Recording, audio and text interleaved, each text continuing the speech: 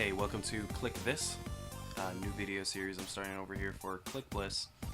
Now there's a lot of smaller titles that either don't have time or the energy to write a full article about, so I decided why not just play them, capture them, and bring them straight and direct to you. There's a little game I found, 16-bit Rally, and I'm gonna put up a disclaimer. It's not really a 16-bit game. Now, I'm not saying that everything needs to be exactly 16-bit. I'm not expecting you to build a Super Nintendo and then have an emulated ROM on it. But it's pretty obvious that there's too many colors and too many sound channels for this to be a proper 16-bit game.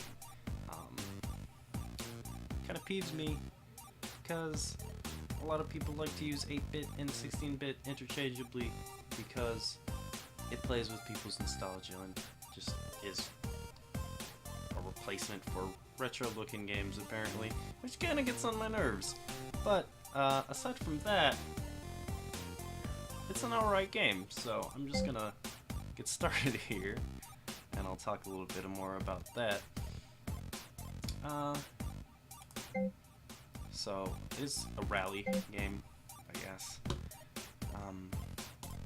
Here we go. So I have no money. As you play through different stages through the rally courses, you'll get some more cash and then upgrade your car and, you know, all that regular nonsense. I've seen a lot of people compare this game to Outrun, and I don't really think it's a fair comparison. This is more lap-based racing, where Outrun is kind of more like just a driving road trip game. In Outrun, you're never really graded against other people. You're just trying to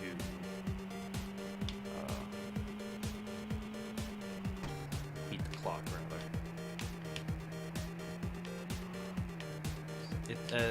What it really reminds me of is there's an old Super Nintendo game called Top Gear, which has nothing to do with the British TV show. I guess there's an American one too now. Has nothing to do with either of those two shows. It's a Super Nintendo game made by a company that actually did a lot of like Amiga games. I think, yeah, like Amiga and old PC games, and you can kind of see if you compare this to that, you'll see exactly what I'm talking about. I doubt anybody's played it, but you can pick up some footage and see kind of what I'm talking about there. The music is also kind of that style. It's more old. When you think 16-bit, most people assume Super Nintendo, Genesis, some music in that kind of style, those kinds of sound chips. This is more like Amiga. I've heard some people say Commodore 64 maybe, but it sounds more Amiga-like to me. Regardless, either way, it's more like an old PC music in terms of like style and, as far as I can tell, the sound of it, rather than anything close to Super Nintendo or Sega Genesis sounds. Obviously the color palette is way too many colors for this to be a proper 16-bit game, and I think I mentioned that before, as well as the sound as well.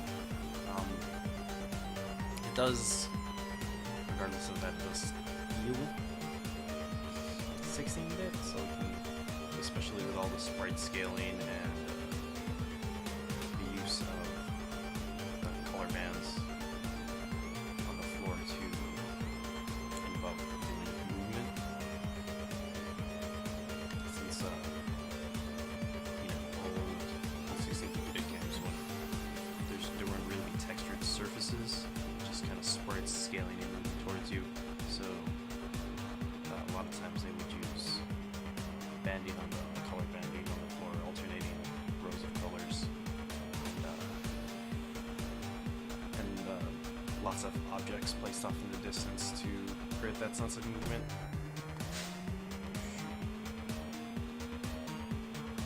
For the most part, it's pretty convincing facsimile of a 16-bit game.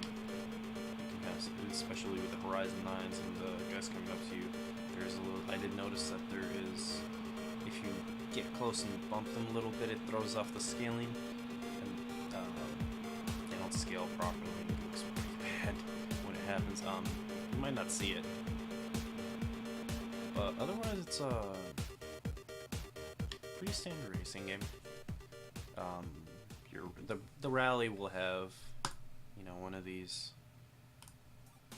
the results of the individual race, and the round, or I guess the leg of the race you're on. Let's see. Engine upgrades falls. You can also buy a new car, but it just takes so long to save up. By the time you're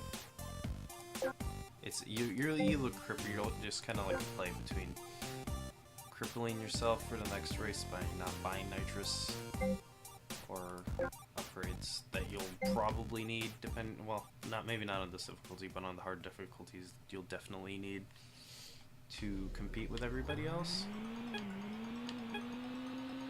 So there's that kind of just in your individual performance contrasted with your need to look at the long-term and use your resources there. So that's an interesting interplay. It doesn't feel totally balanced in that sense, but there is a sense that you'll require more skill in order to conserve resources if you want to have that payoff later. So basically you conserve resources, which kind of cripples your ability to compete with all the other players for payoff later. New cars, you can get to the speed that the new cars will be, spending the same amount of money at that same time, but the new cars are more upgradable, so you can upgrade them to higher speeds afterwards. So you really are playing a lot of long game with this, which doesn't lend itself well to a short form video, unfortunately. I'm pretty sure the first time I played this, I spent well over an hour or two to get past. Well, I spent at least an hour getting past the first leg of this. I was playing on one of the harder difficulties too, so that meant I had to retry a couple races a good couple times because I kept ending up in 6th because I pridefully refused to spend nitrous because I thought it was a giant waste of money. It's got that interesting interplay. But most of the game is this. There's a ton of horses. They don't feel too, if I would say one thing, they don't feel too varied. They don't almost feel like they nail the feeling of the places that they're in. There's a couple cool stages later where you drive through tunnels and stuff, but then, there'll be ones where you, say, go to Japan or something like that. It doesn't really feel spot on. It's limited by a lot of having to have these open spaces and the way that it renders things. That's it for really capturing that feeling.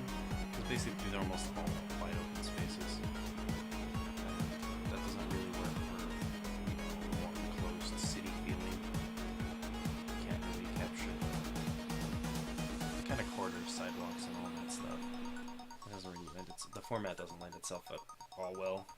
So I think that's where the rally, I suppose the rally format works. And that a lot of rally races are off-road as far as I can remember, or as far as I'm aware of. There's not any really off-road elements at all in this game, from what I've seen. Like there'll be off-road areas, but they just dirt roads that you're driving on that act exactly the same. On occasion, you will see later in the game. Oh, here's one of those tunnels I was talking about actually. And these are pretty cool pieces right there. Yeah, on occasion you'll see stuff with later in the game will be roadblocks on the actual road that you'll have to dodge, and those parts really remind me of the Top Gear game. I do like this game. I'm not crazy on the graphics. I'm not crazy on how the cars themselves look. I do like the music, even though I feel at times that it doesn't exactly fit with the aesthetic that they've used here. I do like, part of my favorite things about this game is the environments, though. I mean, I did say a bunch about, I didn't exactly feel like it was capturing the spirit of those cities or whatever, and it does get pretty repetitive, but I think the sprite-based rendering is spot on. They kind of captured the feel of a 16-bit racing game. That's exactly right. It feels like playing an old Genesis game, even if it doesn't really exactly sound or look like one.